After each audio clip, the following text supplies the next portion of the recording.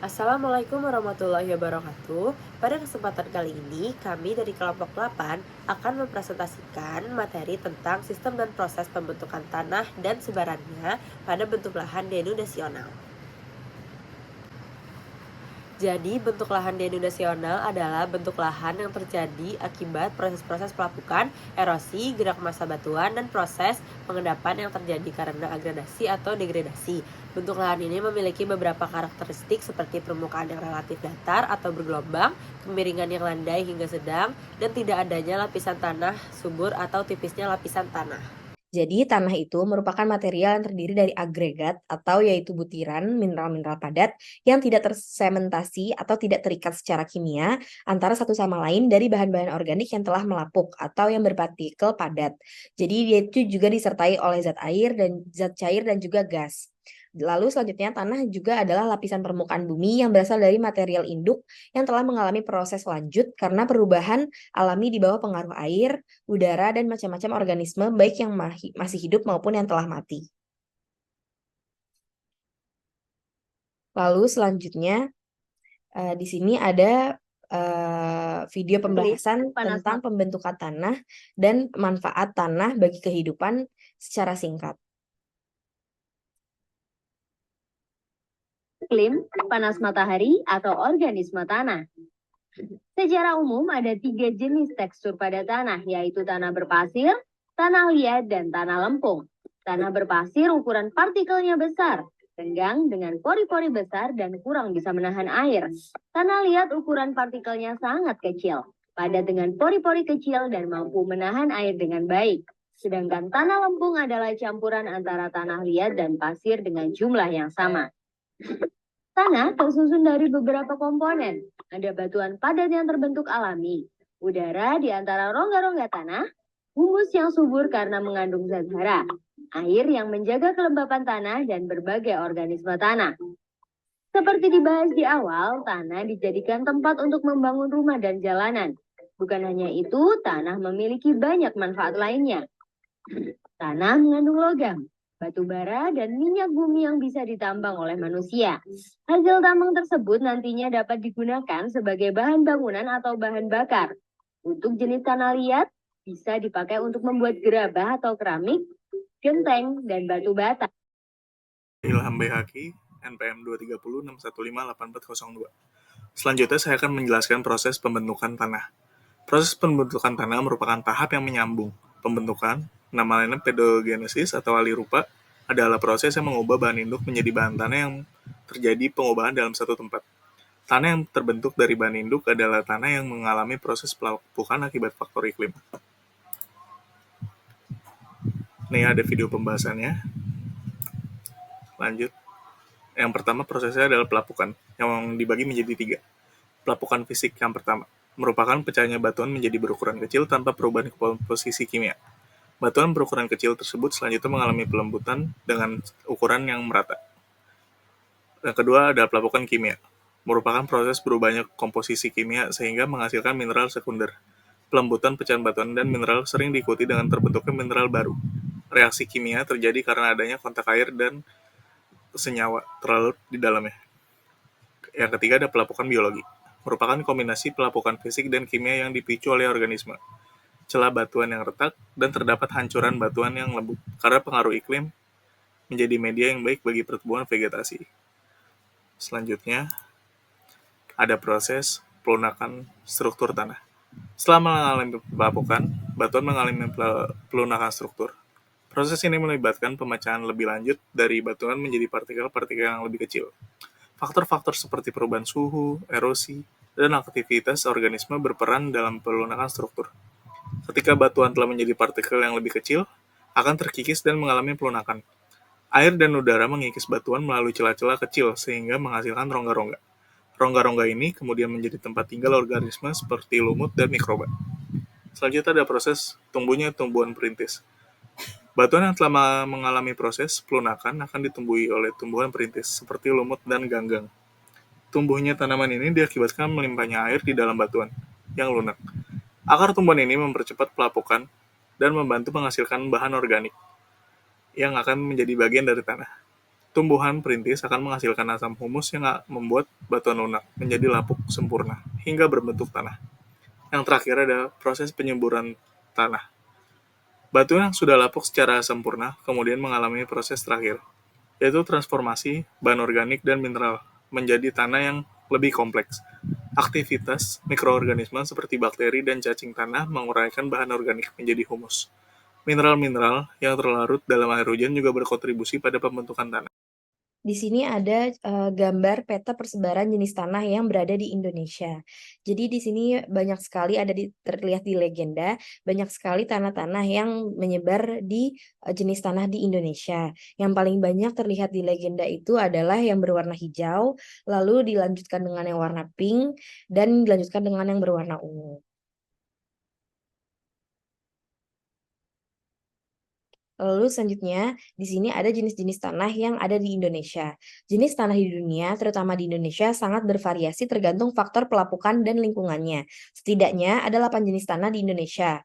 Yang pertama itu tanah humus. Tanah humus ini merupakan tanah yang berasal dari pelapukan bahan organik seperti dedaunan, ranting, dan bahan. Tanah humus memiliki warna yang gelap dan memiliki ketebalan yang relatif tipis. Tanah humus juga banyak terbentuk di daerah yang memiliki curah hujan tinggi dengan vegetasi penutup yang banyak. Yang kedua itu ada tanah pasir. Tanah ini merupakan tanah yang berbutir, kasar, dan kering. Tanah ini terbentuk dari pelapukan batuan sedimen dan beku. Kegunaan tanah ini yaitu banyak digunakan sebagai bahan dengan bahan-bahan bangunan. Yang ketiga itu ada tanah aluvial. Dia ini merupakan tanah yang berasal dari endapan lumpur sungai dan kemudian terendapkan di pinggir sungai. Tanah ini relatif subur karena berasal dari akumulasi mineral dan erosi air di daerah hulu. Tanah ini di Indonesia tersebar di daerah utara Jawa dan muara sungai lain. Selanjutnya yang keempat itu adalah tanah pozolik. Tanah ini merupakan tanah di daerah pegunungan dengan curah hujan tinggi dengan suhu yang rendah. Tanah ini punya kelembapan tinggi dan banyak digunakan untuk lahan pertanian. Yang kelima ada tanah vulkanik. Tanah ini merupakan bersumber dari material letusan gunung api yang bersifat subur. Yang keenam ada tanah laterit. Ini merupakan tanah yang tadinya subur namun terkena erosi sehingga menjadi tidak subur. Warna tanah ini cenderung kusam karena unsur hara yang telah tercuci. Ketujuh ada tanah kapur. Tanah ini merupakan berasal dari batu kapur, berwarna putih kusam dan tergolong tanah tidak subur. Tanah ini cocok ditanami pohon jati seperti yang banyak kita temui ada di Gunung Kidul. Lalu yang terakhir, yang ke-8 ada tanah gambut. Tanah ini merupakan berasal dari pelapukan tumbuhan rawa dan sering disebut orgonosol. Tanah ini tersebar di Kalimantan, bagian selatan, dan Sumatera Timur. Selanjutnya ini ada peta jenis tanah dan persebarannya di dunia. Selanjutnya ada macam-macam jenis tanah di dunia dan persebarannya. Yang pertama ada tanah aluvial. Tanah aluvial itu merupakan suatu jenis tanah yang terbentuk akibat adanya endapan lumpur, biasanya terbawa oleh aliran sungai. Tanah jenis ini biasanya ditemukan di bagian hilir karena berasal dari daerah hulu sungai yang mengalami pengendapan.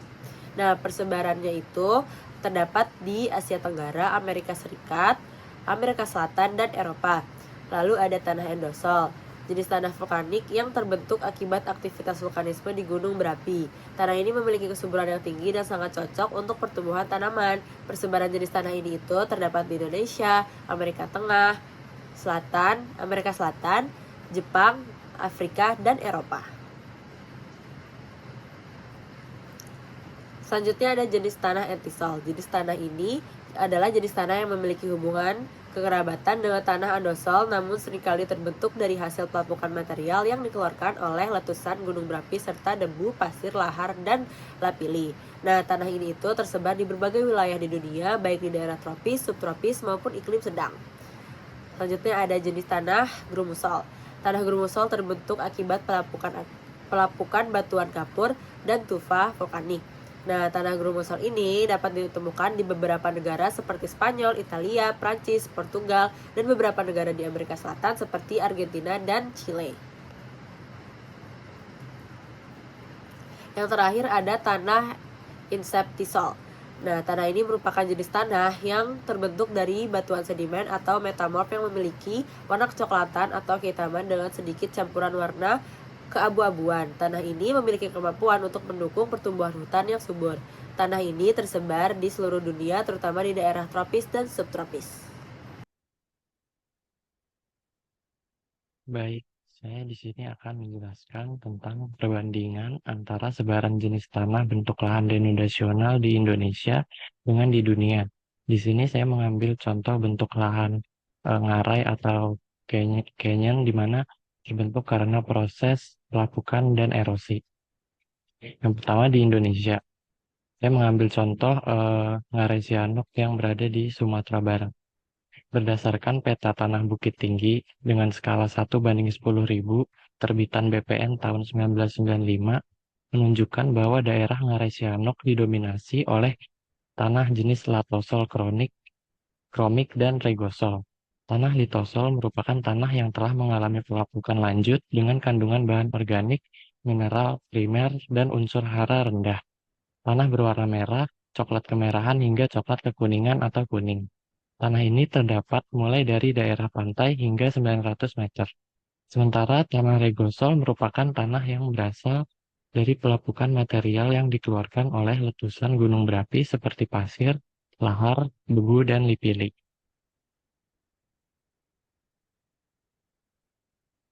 Lalu untuk contoh yang kedua, saya mengambil eh, untuk lahan Grand Canyon yang berada di Arizona, Amerika Serikat.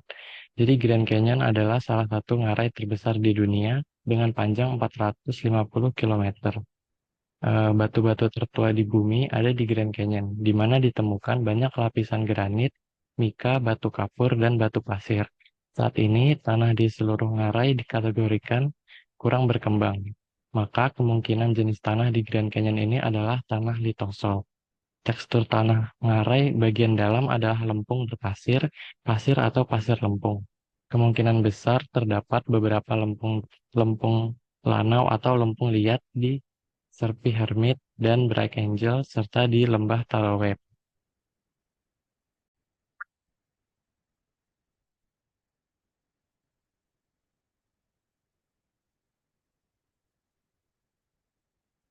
Oke, jadi selain dari penjelasan Haris, bentuk lahan denodasional di Indonesia dengan di dunia lainnya, saya di sini mengambil contoh perbandingannya itu Indonesia dengan Australia. Jadi kalau di Indonesia ini, eh, jenis-jenis tanahnya ini ada tanah vulkanik, tanah merah, tanah non-organik, tanah berair, dan lain-lain. Jadi di Indonesia ini tanahnya itu kebanyakan bukan kebanyakan ya, hampir semuanya itu tanahnya itu tanah subur dan cocok sekali untuk dijadikan lahan pertanian. Dibandingkan dengan Australia, Australia itu cenderung kering dan memiliki tingkat kesuburan yang rendah. Jadi di Australia itu eh, beragam tanahnya itu ada tanah coklat, tanah hitam, tanah kapur, dan tanah merah. Tanah merah ini termasuk tanah terra rosa di daerah Mediterania.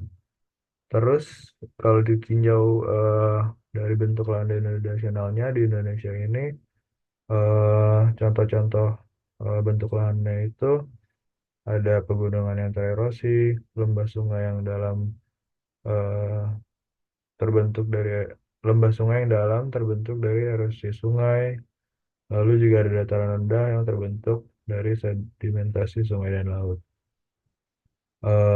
Contohnya itu seperti bukit sisa, lembah sungai, lahan kritis, dan erosi pada aliran sungai di Kabupaten Mamuju, Provinsi Sulawesi Barat.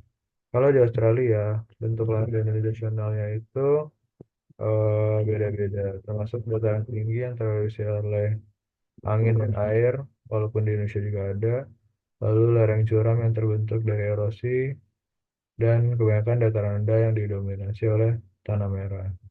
Misalnya Wilpena Pound di South Australia. Jadi kesimpulannya, perbedaannya itu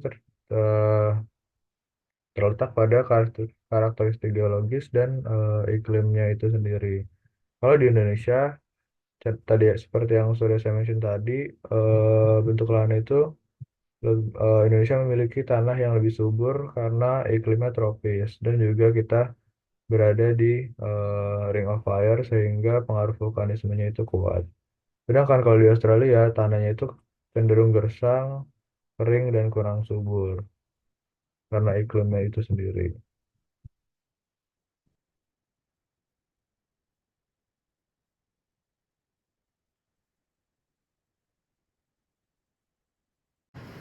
Sekian presentasi dari kelompok kami. Mohon maaf bila ada kesalahan kata. Wassalamualaikum warahmatullahi wabarakatuh.